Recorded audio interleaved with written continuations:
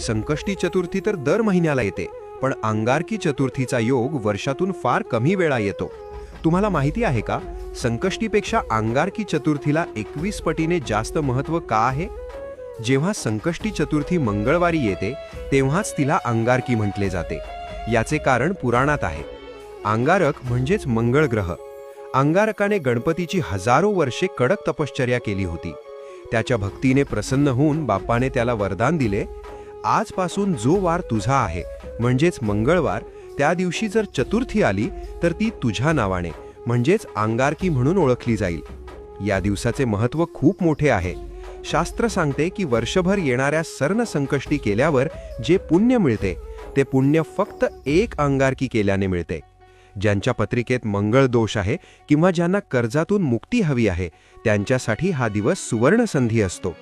तुमच्या आयुष्यातील सर्व विघ्न दूर होवोत आणि बाप्पाची कृपादृष्टी सदैव तुमच्यावर राहो हीच प्रार्थना.